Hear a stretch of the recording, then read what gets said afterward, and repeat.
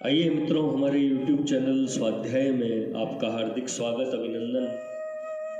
आज हम आपके लिए लेकर आए हैं प्रार्थना इस शीर्षक पर एक प्रेरणादायक ज्ञानवर्धक ज्ञान चर्चा। अगर आपने हमारे चैनल को लाइक और सब्सक्राइब नहीं किया है तो आपसे निवेदन है, कृपया चैनल को लाइक और सब्सक्राइब अवश्य करें। संसार का प्राणी मात्र किसी न किसी रूप में उस परम पिता को मानता ही है। उसी पतित पावन परम पिता के सम्मुख अपने हृदय के सरल भावों को रखना, आर्त त्राण परायण भगवान के सम्मुख दुखों के बोझ से नत होकर श्रद्धा, भक्ति और अटल विश्वास के साथ प्रेम रस रंजित करुणा क्रंदन करना ही प्रार्थना कहलाती है। प्रार्थना संसार के प्रत्येक धर्म का एक आवश्यकीय अंग है। संसार के प्रत्येक धर्मावलंबी ने प्रार्थना की शत शत मुख से प्रशंसा की है। प्रार्थना मनुष्य जीवन का सर्वोत्कृष्ट साधन है। असहाय अवस्था में तो प्रार्थना के अतिरिक्त और कोई उपाय रह ही नहीं जाता। दुख सागर में डूबते हुए मनुष्य के लिए प्रार्थना से बढ़कर सुखद, मनोहर, शांतिमय, संतोष एवं तृप्ति देने वाली कोई भी दूसरी वस्तु नहीं है। प्रार्थना मनुष्य जीवन का प्रधान तत्व है। इससे रहित होकर मनुष्य जीवन सार रहित हो जाता है। प्रार्थना से विमुख मनुष्य को संसार सागर की साधारण हिलोरें अपने निश्चित मार्ग से विचलित कर देती हैं और उसे अवनति के उस कल्पनातीत खंडहर में डाल देती है जिससे पुनः उठना प्राय असंभव हो जाता है। प्रार्थना की शक्ति अनंत है। संसार का ऐसा कोई कार्य नहीं जो प्रार्थना की सहायता से न किया जा सकता हो। Prayer can move mountain. प्रार्थना द्वारा अप्राप्य प्राप्य हो जाता है, असंभव संभव बन जाता है। दुख टल जाते हैं, टल क्या जाते हैं, समूल ही नष्ट हो जाते हैं। जब प्रेमपूर्ण सच्ची प्रार्थना उस निराकार को साकार तक बना देती है, उस जगत नायक को नंगे पांव दौड़ा सकती है, तब फिर वह और क्या नहीं कर सकती।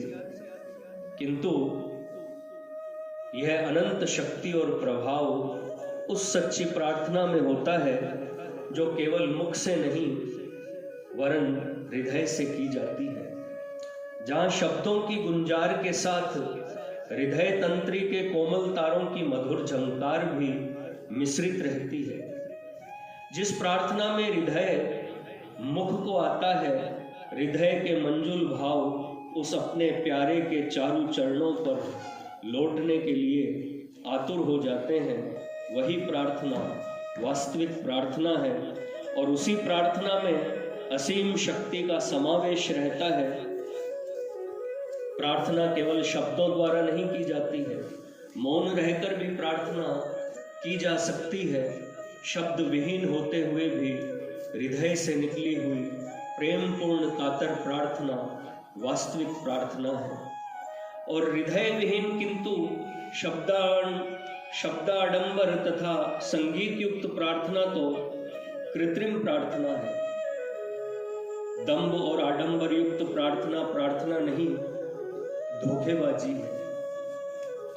संसार चाहे धोखा खा जाए, किंतु वह रोम रोम में रमा हुआ राम क्यों धोखा खाएगा।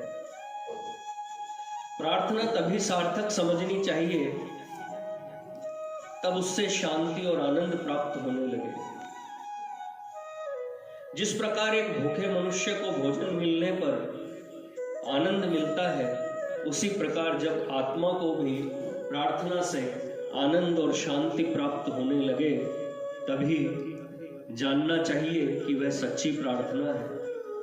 प्रार्थना के लिए समय का निश्चित होना आवश्यक है। हिंदुओं की नित्य त्रिकाल संध्या का यही तत्व है। कोई सतत प्रार्थना कर सके उसका तो कहना ही क्या, किंतु हम संसारी जीव हैं, काम क्रोध लोभ मोह से ग्रसित पामर जीव हैं। इसलिए सतत प्रार्थना करने में असमर्थ हैं।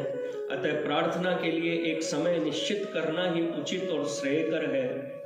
उस निश्चित समय पर मन को यथाशक्ति एकाग्र करके श्रद्धा और अटल विश्वास के साथ प्रेमपूर्ण प्रार्थना करनी चाहिए और इस प्रकार नित्य प्रति अपने शरीर और मन में प्रार्थना द्वारा एक शक्ति का संचार करना चाहिए, जिससे उसका प्रभाव हमारे हृदय पर दिन रात बना रहे। प्रार्थना के लिए निश्चित समय पर शुद्ध होकर यथासाध्य एकांत शांत पवित्र स्थान में शांत होकर बैठना चाहिए और मन में यह भावना करनी चाहिए कि भगवान यहाँ मेरे सामने उपस्थित हैं और मेरी प्रत्येक बात को सुन रहे हैं। सुन ही नहीं रहे हैं वरन हृदय की आंतरिक गति को भी देख रहे हैं। इस प्रकार आसन पर बैठकर अपने प्यारे आराध्य देव के सम्मुख दीन भाव से दिन भर के पापों का स्मरण करके उनके सामने अपना सारा दोष रखना चाहिए और महान पश्चाताप करते हुए आर्त भाव से क्षमा मांगकर केवल उस प्यारे के लिए ही हृदय खोलकर रोना चाहिए और अपनी निज की भाषा में सच्चे हृदय से विनय करनी चाहिए, अथवा इसी आशय के पद तथा भजन गाने चाहिए, पर ध्यान रहे कि यह गान केवल मुख से न हो, हृदय से हो। मन की चंचलता प्रसिद्ध है, उसको शांत करने के उपाय तो केवल दो ही कहे जाते हैं। एक तो प्रभु की पावन प्रेरणा और दूसरा सतत अनथक अभ्यास।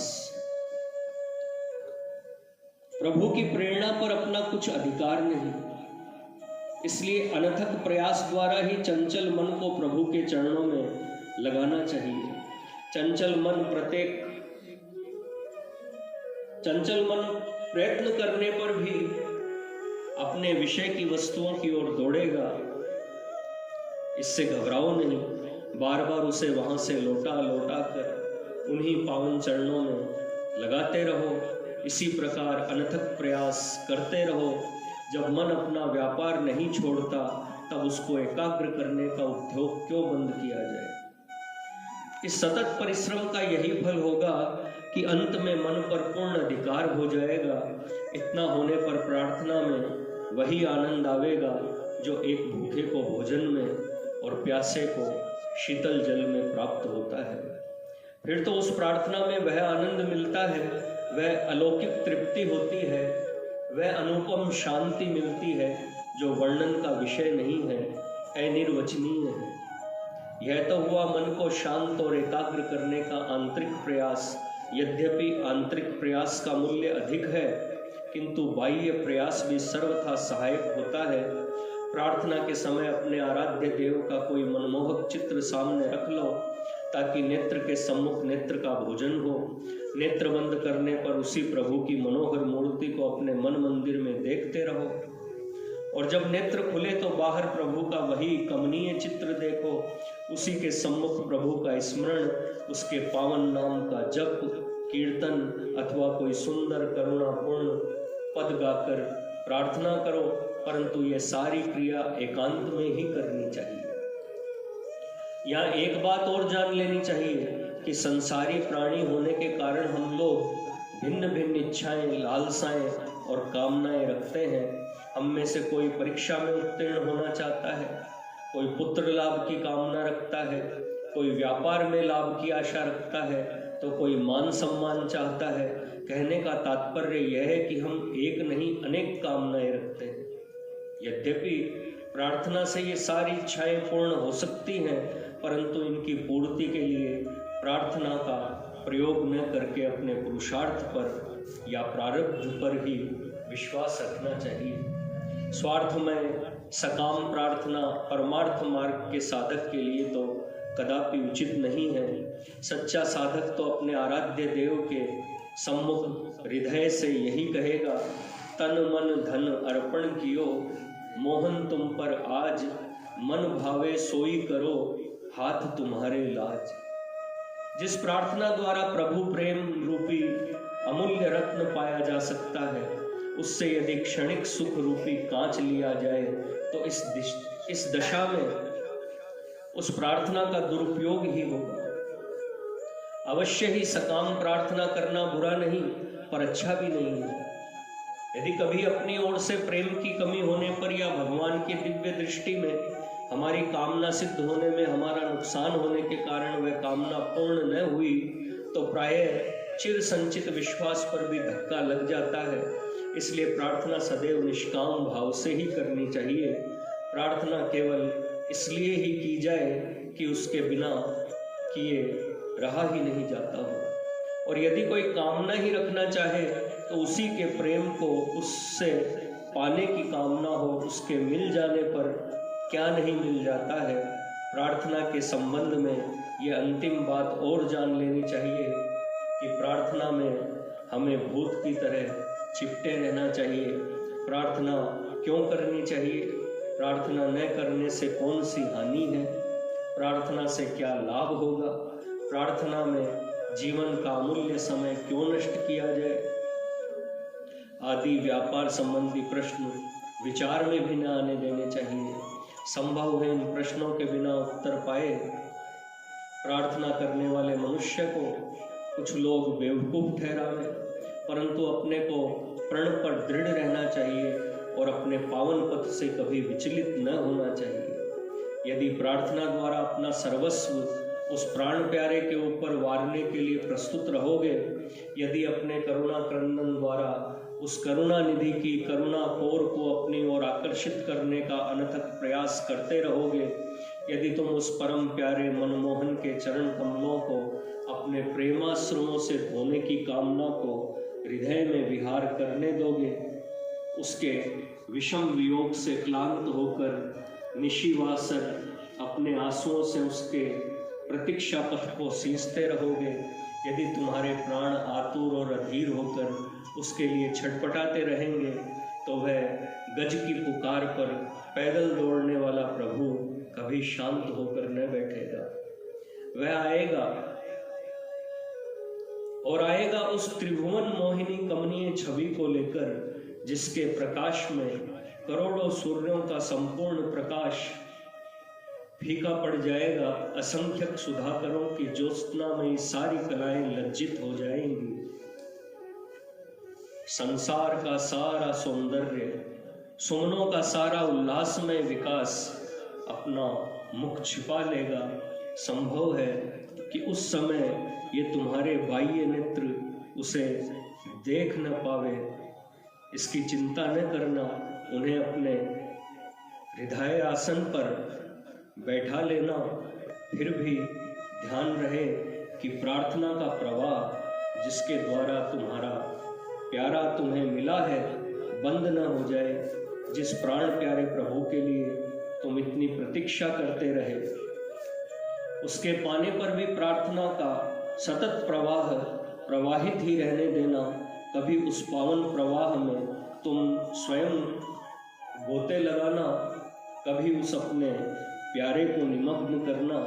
बस यही प्रेम क्रीड़ा अनंत तक बनी रहे।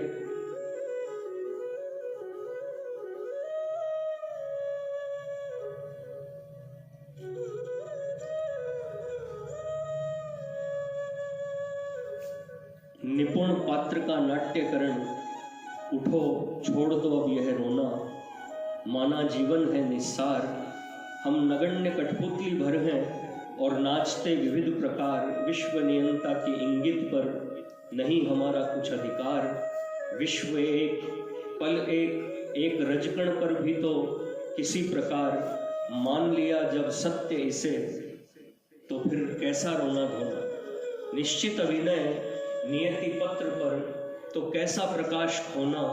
कर्म और परिणाम सभी जब निर्धारित हैं पहले से, आंख मूंद कर हमको चलना है तो फिर क्यों चिंतित होना।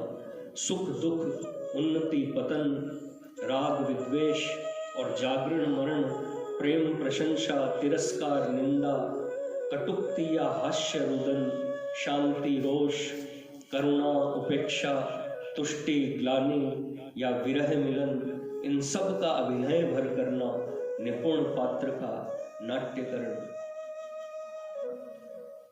मित्रों यह थी प्रार्थना इस शीर्षक से एक प्रेरणादायक ज्ञानवर्धक ज्ञान चर्चा। अगर आपको हमारा चैनल पसंद आए तो इसे लाइक और सब्सक्राइब अवश्य करें। धन्यवाद।